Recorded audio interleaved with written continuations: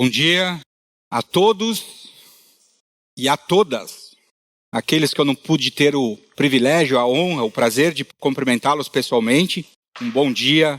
Sabe que nós temos todo o cuidado, né? Nós, os líderes de qualquer ministério, e a gente orienta até nos discipulados que dia de ceia, tanto é que já mudamos, não é que mudamos, mas nós celebramos no domingo de manhã, porque o dia de ceia é um dia muito especial para todos nós cristãos. O dia de ceia é o dia que nós celebramos uma ordem dada por Jesus Cristo. Estamos aqui diante do suco e do pão que representa o sangue precioso do nosso Senhor Jesus Cristo, derramado, né, por amor, sacrifício por cada um de nós.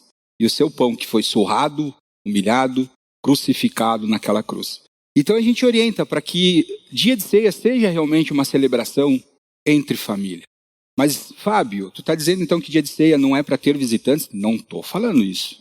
Não. Todo dia de celebração é dia de nós convidarmos os nossos amigos, aqueles que não conhecem a Cristo, de vir, conhecer, estar na nossa presença. Mas sim, dia de ceia é um momento de celebrarmos como família, como o corpo de Cristo. E dito isso, né, eu quero compartilhar nesta manhã uma pequena reflexão. E começo com um testemunho de vida que Deus tem trabalhado em mim incansavelmente. E esse texto que eu vou compartilhar daqui uns minutinhos com vocês é o texto mais profundo que eu vejo e que vejo Deus trabalhando na minha vida. Nós sabemos que nós não devemos ter uma vida em paralelo ao mundo lá fora. Nossa vida cristã, ou seja, nossa dependência de Deus tem que ser em todo lugar. Seja aqui no grupo, aos domingos, quando a gente está, né, com aquela fé, aquele fervor no coração por escutar os louvores, uma mensagem de edificação, mas principalmente quando a gente sai por aquela porta e começa a ter contato com o mundo. O mundo, sim, o mundo de pecado. E eu tenho bastante dificuldade. Me constrange, como um líder do grupo Aliança, me constrange compartilhar isso com vocês. A forma que às vezes eu me permito ser atacado pelo inimigo lá fora. O meu trabalho é um grande argumento para que esse inimigo me ataque. E eu creio que isso não é exclusividade minha. Não é porque eu seja um presbítero do grupo que eu a todo momento vou me manter firme. Não é verdade. Nós sabemos que constantemente nós temos que nos defender dos ataques do inimigo lá fora. Mas sim, também é lá fora que nós precisamos estar para que com as nossas vidas, com aquilo que nós aprendemos da palavra de Deus, possamos também evangelizar e falar de Deus para aquelas pessoas que, assim como nós um dia tivemos a oportunidade e o privilégio de nos falarem desse plano tão grandioso que é o plano de Deus para a vida de todos nós. Afinal de contas, Deus amou o mundo. E quando eu entendo esse versículo, eu entendo que não foi só o Fábio, não foi só o Grupo Aliança, não foi só as outras igrejas que também falam da palavra de Deus. Deus amou a todos. E com isso eu começo com uma pequena frase, com uma pequena pergunta, e que ao longo dessa semana, da semana passada, eu buscando entender a Deus sobre o que eu deveria, como mensageiro de Deus hoje aqui na presença de vocês falar, muitas coisas eu coloquei, muitas coisas eu tirei dessa minha mensagem, porque assim como Deus nos exorta, assim como Deus nos disciplina sobre a nossa conduta, nós como cristãos, nós também devemos falar para as pessoas que nos cercam, as pessoas cristãs, sobre as disciplinas que Deus, sobre aquilo que Deus nos ensina na palavra de Deus. E é por isso que eu pergunto para vocês, como está a pureza do nosso coração? Como está a pureza do meu e do seu coração? Estamos de fato tendo boas atitudes, bons pensamentos, boas ações que demonstram sermos pessoas que temem a Deus todos os dias? Então eu quero convidá-los a baixarem as suas cabeças neste momento e vamos orar, porque para mim, não sei como é para as outras pessoas que Deus tem trabalhado na vida delas também estarem aqui na frente para poder ser essa ferramenta na vida de vocês e poder falar da palavra de Deus. Para mim é um grande desafio estar aqui na frente. E eu quero que Deus capacite a mim, mas acima de tudo, me fazer entender para que vocês também possam sair daqui edificados. Pai, quero, nesse momento tão precioso, nesse dia tão maravilhoso, dia que nós celebraremos a ceia do Senhor, esta ordem que o Senhor nos deixou, e teremos o privilégio um dia, ó Pai, de celebrarmos em Tua presença, Senhor.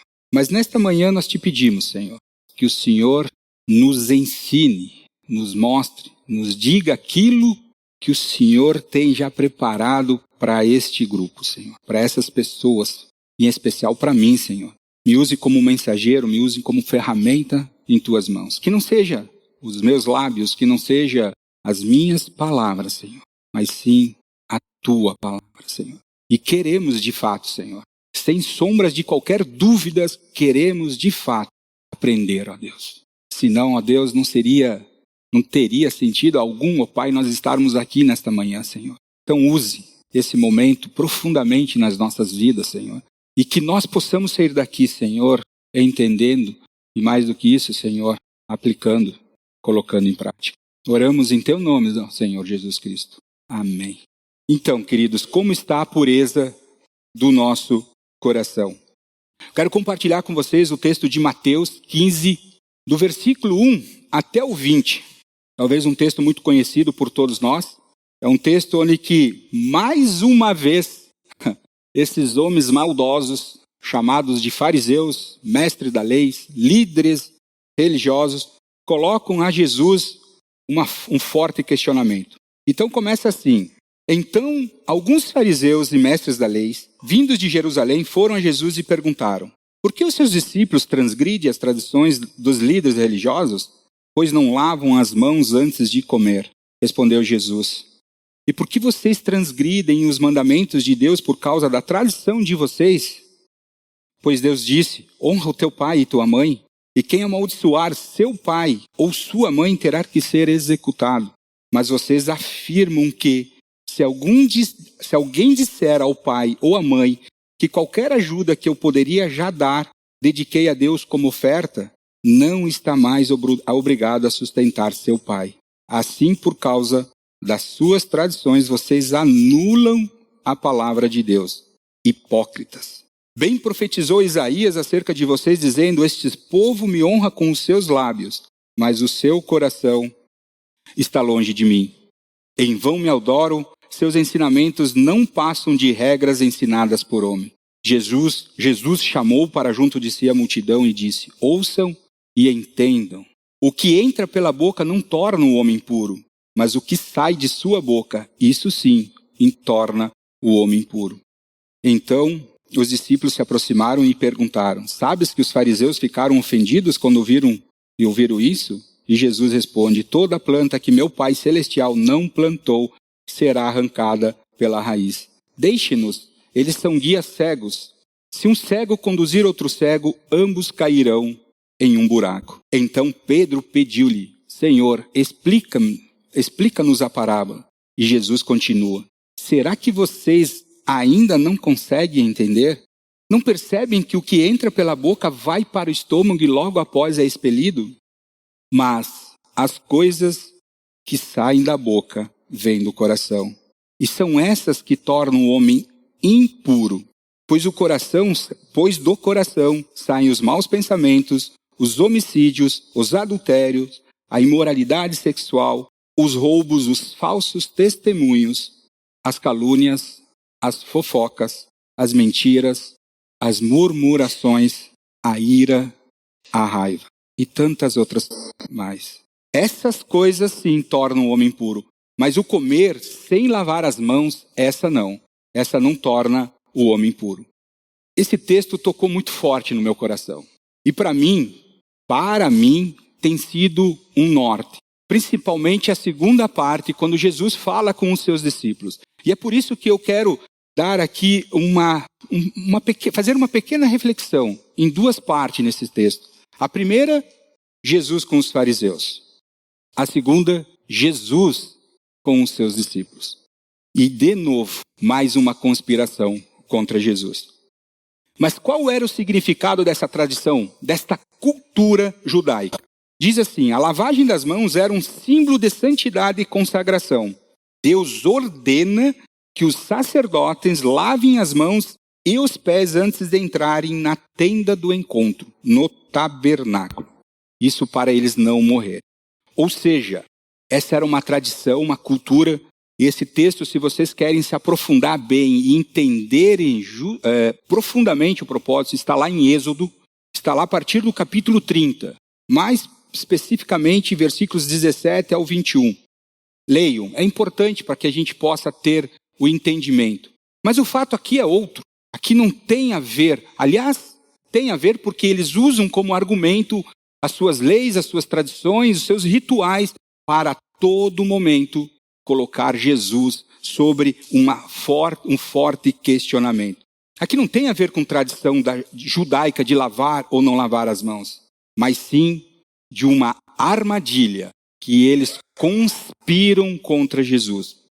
E eu quero compartilhar com vocês 3 textos, e depois a gente vai entender o porquê das diferenças desses 3 textos, mas esses 3 textos, eles têm o mesmo propósito, que é os mestres da lei, os fariseus, que se diziam líderes, se auto-intitulavam, né?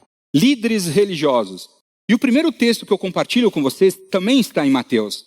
Mateus 12, vai estar ali para vocês, mas podem acompanhar na Bíblia de vocês.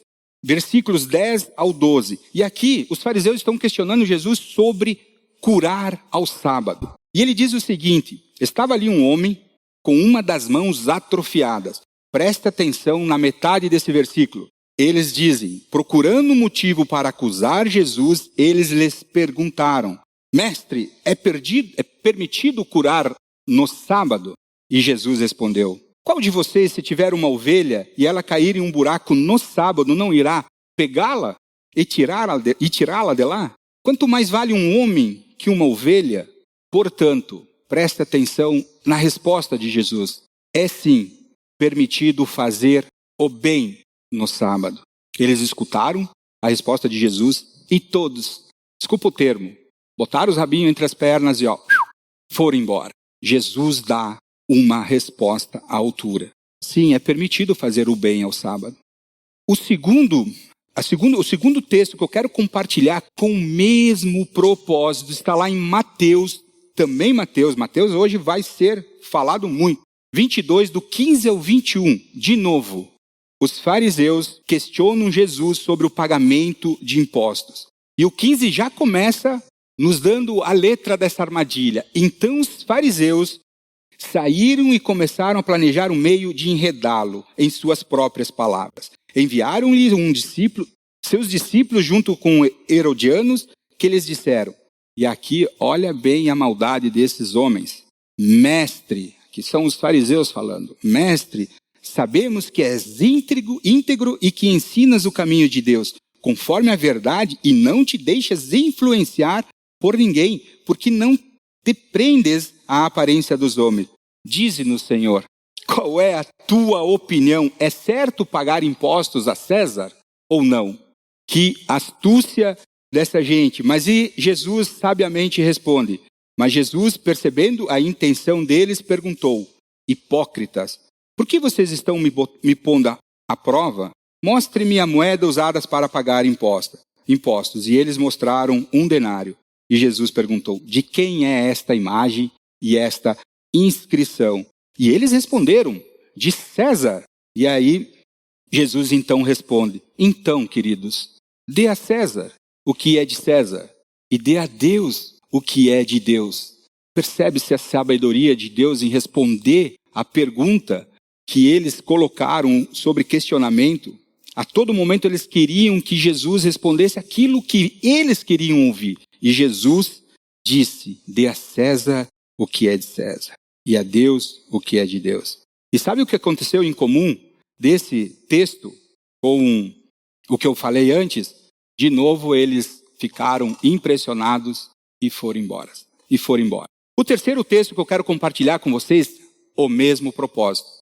Não é ser repetitivo, está na palavra de Deus, está lá em João, capítulo 8, do versículo 1 até o 11, e de novo Jesus sobre questionamento, sobre, eu não quero dizer a pressão, porque Jesus jamais se sentiria pressionado, mas ele sobre essa insistente armadilha que os fariseus queriam colocá-lo à prova, e aqui é sobre a mulher adúltera. Aliás, abro aqui o parênteses para dizer que é um texto muito famoso, e muitos não conhecem esse contexto, mas até nós, às vezes, usamos o versículo 7 desse texto para nos defendermos de qualquer falha, né? Atire a primeira pedra, quem não tiver nenhum pecado. Não é assim? Como é fácil, né? Os mestres, compartilho com vocês o texto a partir do versículo 3, não do 1, do 3. A partir do 3. Os mestres da lei e os fariseus trouxeram-lhe uma mulher surpreendida em adultério. Fizeram-na a ficar de pé diante de todos. E disseram a Jesus: Mestre, esta mulher foi surpreendida em ato de adultério. Na lei, Moisés nos ordena apedrejar tais mulheres. E o Senhor, o que diz? Eles estavam usando essa pergunta como armadilha a fim de terem uma base para acusar. Mas Jesus inclinou-se, começou a escrever no chão com o dedo. Visto que continuavam a interrogá-lo, ele se levantou e lhes disse: Se algum de vocês estiver sem pecado, que seja o primeiro a apedrejá-la ou a tirar a pedra nela. Jesus inclinou-se novamente e continuou a escrever no chão. Olha essa parte. Os que o viram foram saídos um de cada vez, começando pelos mais velhos, e Jesus ficou a só com a mulher em pé diante dele. E então Jesus colocou-se de pé e perguntou à mulher: Mulher, onde eles estão? Ninguém a condenou? E ela disse: Ninguém, Senhor, ninguém me condenou. Então Jesus declarou a essa mulher: Eu também não a condeno, agora vá e abandone a sua vida de pecado. Esse texto ele é muito conhecido justamente pelo versículo 7, onde que a gente usa muito esse texto para se defender: atire a primeira pedra quem não tiver nenhum pecado. Mas o contexto ele é muito profundo. E aqui de novo, o que tem em comum? Eles saem devagarinho e vão embora. Aqui começa pelos mais velhos e vão embora. E quando Jesus olha para essa mulher, não está mais ninguém à frente de Jesus. E por que tamanha perseguição? Será que eles não suportam o fato de Jesus ser tão poderoso?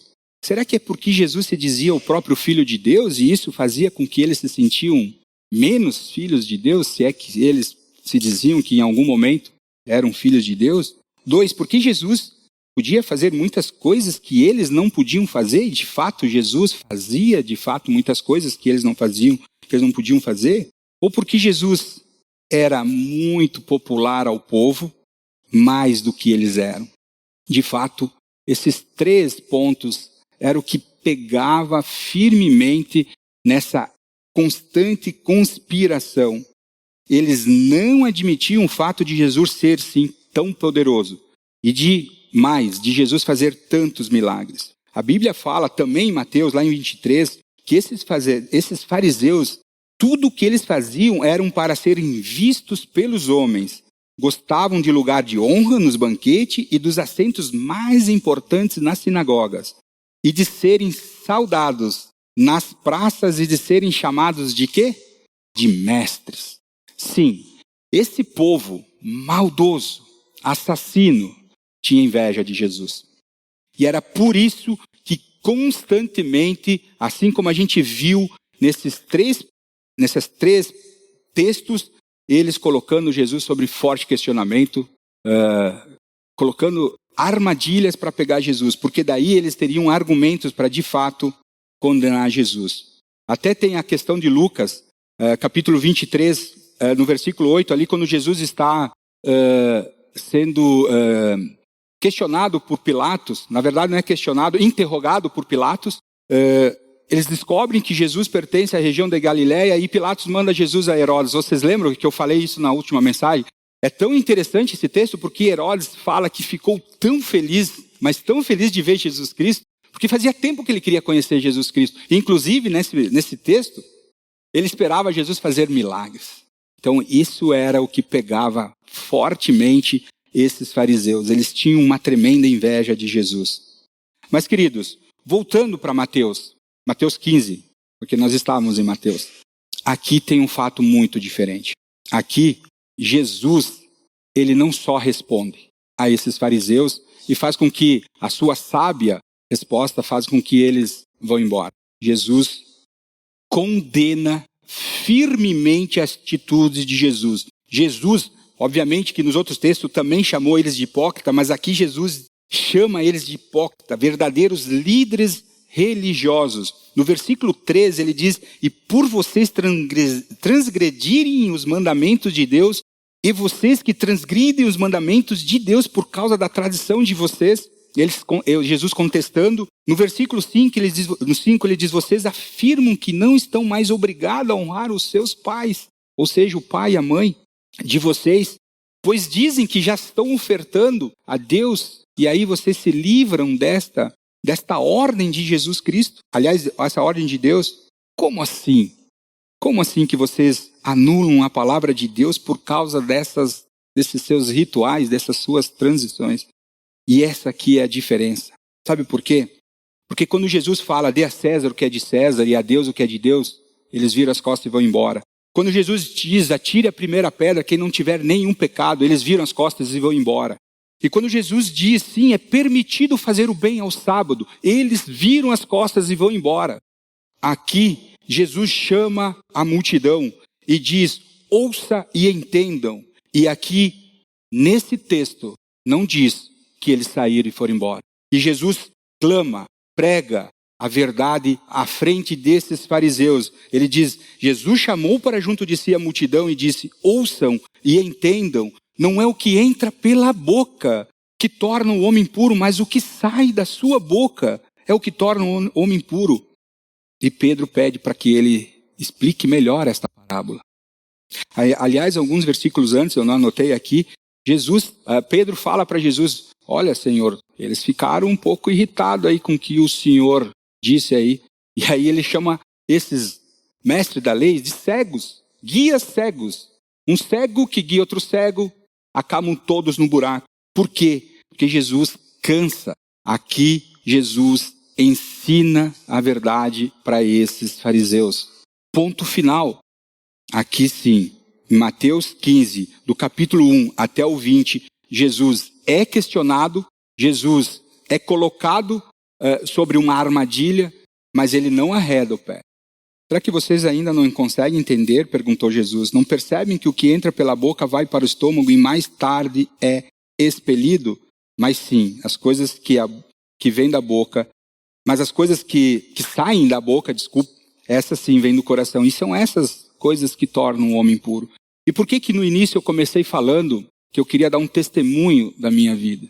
Porque é justamente isso que eu descobri em mim como cristão, que eu devo controlar o meu coração. Que é o meu coração que controla as minhas ações, é o meu coração que controla a minha boca, é o meu coração que controla os meus testemunhos, é o meu coração que tem um poder sobre as minhas ações. E aqui Jesus, e eu creio que seja na frente daqueles homens maldosos, daqueles homens assassinos, ensinou. Tem a ver, queridos, com uma transformação genuína do nosso coração. Aí eu quero perguntar para vocês, se eu e você, se nós todos aqui temos real conhecimento de o que Jesus veio fazer entre nós. O que Jesus veio fazer entre nós. O que o Evangelho de Deus, a palavra de Deus nos ensina através da vinda de Jesus entre nós. Eu pensei em não falar, e isso a gente sabe, para quem está aqui na frente, muitas vezes a gente foge um pouquinho do que a gente prepara, mas eu me pergunto, e eu compartilho com vocês essa pergunta. Por que é que quando Deus decidiu amar o mundo e entregar o seu Filho por amor a cada um de nós, né? Por que Jesus tinha que ser sacrificado? Por quê? Já se fizeram essa pergunta? Porque esse contexto de questionamento, de pressão, de toda essa pressão que estão fazendo sobre Jesus, já estava escrito por Deus. Aliás, nós todos sabíamos que Jesus ia finalizar o seu propósito aqui nessa terra, sendo morto. E os grandes acusadores de Jesus, sim, eram esses homens maldosos. Então por que a gente está aqui questionando? Por que, se já estava tudo planejado? Essa sim é uma pergunta que em minhas orações eu faço para Deus. Por que Jesus teve que derramar seu sangue tão precioso para nos levar de volta para casa? Então eu pergunto para vocês, queridos, nós temos a verdade, ou a gente tem a sabedoria de saber o que Jesus veio fazer entre nós? Qual é o verdadeiro significado do corpo de Jesus Cristo, surrado, humilhado, pregado naquela cruz, preço altíssimo, e pelo sangue tão precioso derramado por cada um de nós? A gente tem essa consciência? Nós paramos diariamente para refletir nisso? Quando nós estamos num momento de êxtase, onde a gente às vezes está ali quase vivendo a carne, deixando o espírito de lado, a gente não consegue ter esse momento e fazer essa reflexão e dizer: Senhor, não foi em vão. Sim, Jesus nos ensina que uma verdadeira transformação começa no nosso coração. Uma verdadeira transformação impacta em um coração puro, em um coração com compaixão, dedicação ao próximo, um coração com paciência, com humildade, um coração que é digno de perdoar.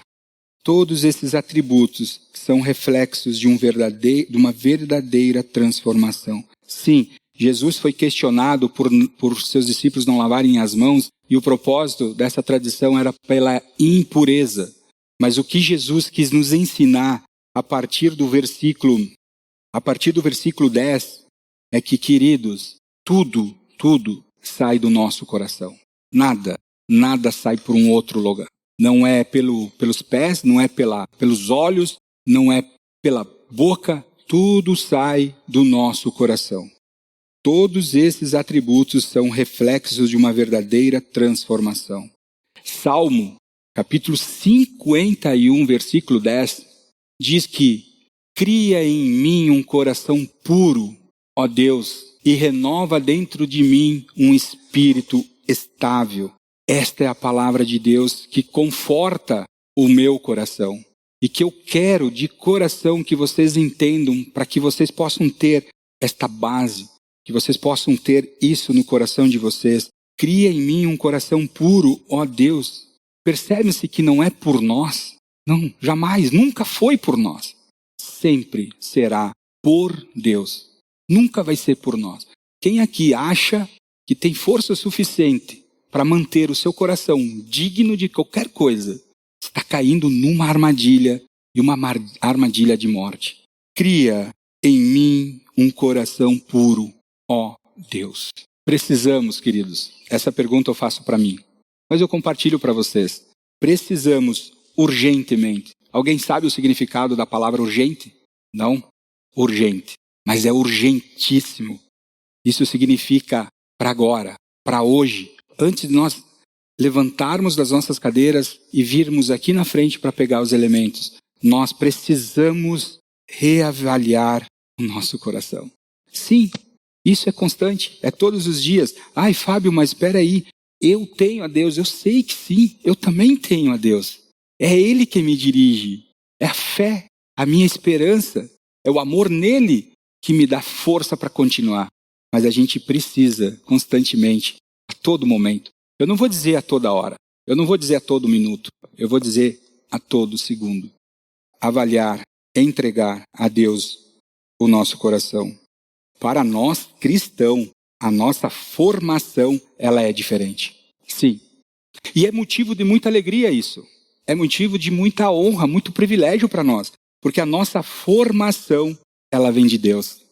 Ela não vem do meu trabalho, ela não vem da minha família, ela não vem das coisas que eu busco incansavelmente, muitas vezes, conquistar.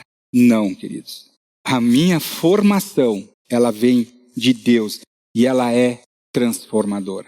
Senão nós estaríamos, como cristãos, perdidos. Eu não gosto de dizer que o mundo lá fora está perdido. mas eu gosto de dizer que isso é uma realidade. Depende de cada um de nós mudar este formato do mundo lá fora. Sim, cabe a nós. Essa é a missão que Deus colocou nas nossas vidas como cristão. Eu aceitei a Jesus como Senhor e Salvador da minha vida. Ok, qual é a missão?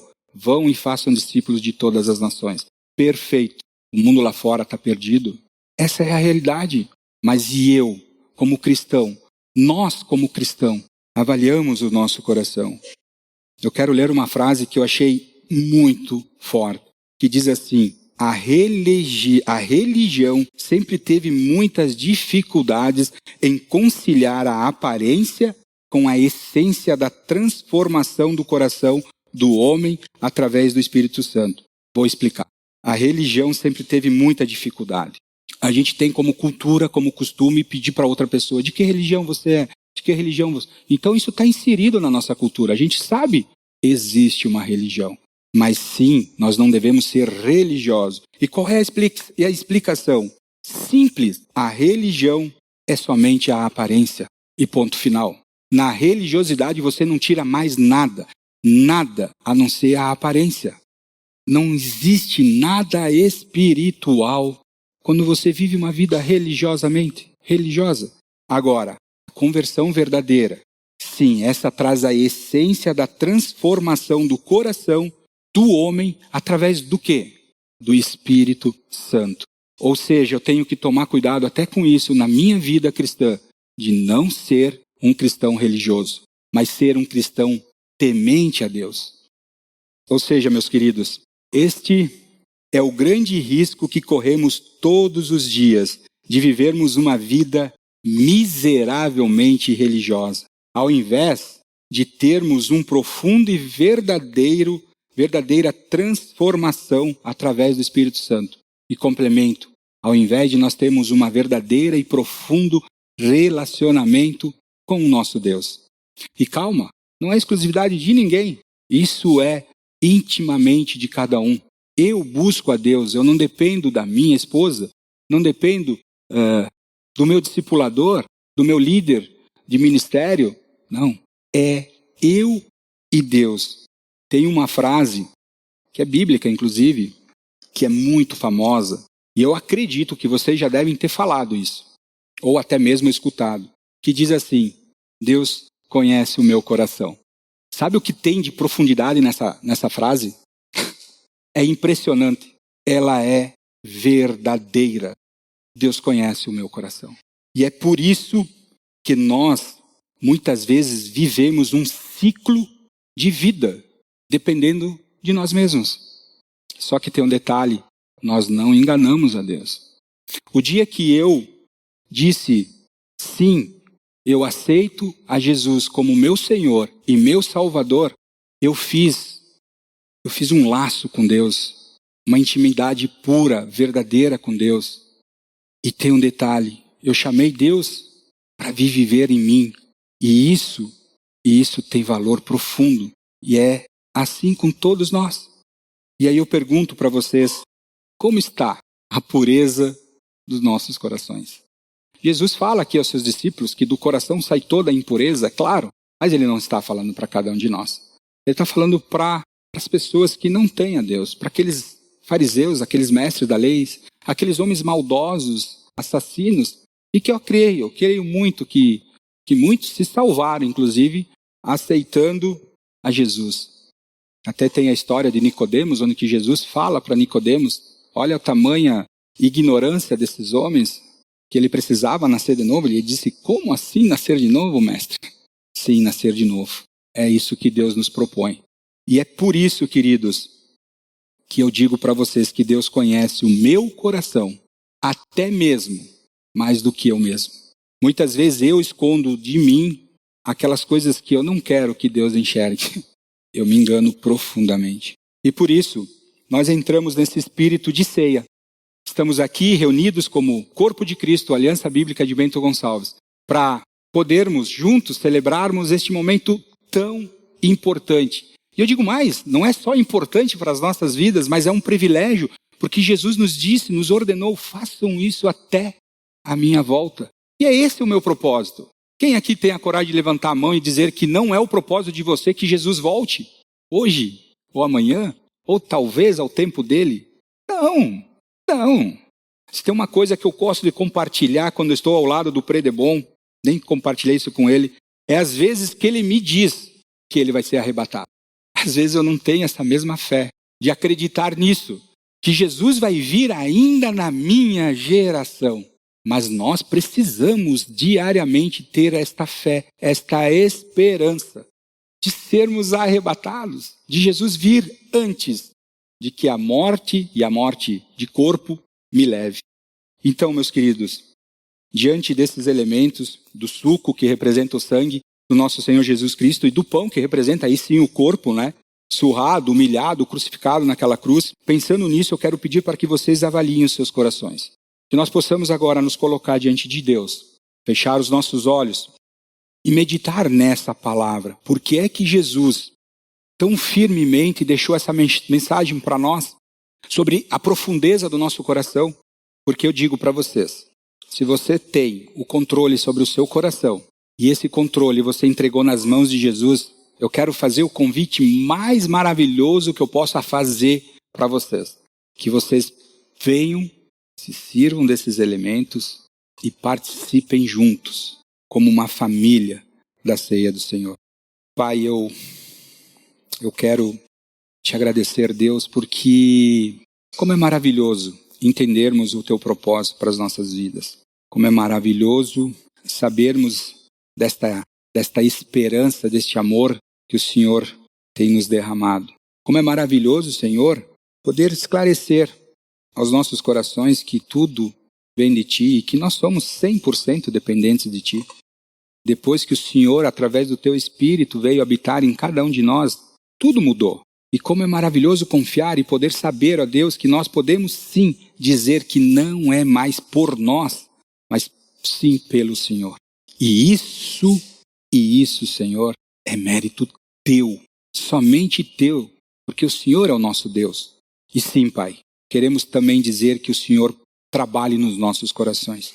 Que nós possamos sair daqui hoje de manhã, desta celebração, e sim, começarmos a refletir mais sobre Teu amor, sobre os Teus ensinamentos, sobre aquilo que verdadeiramente eu quero colocar dentro do meu coração.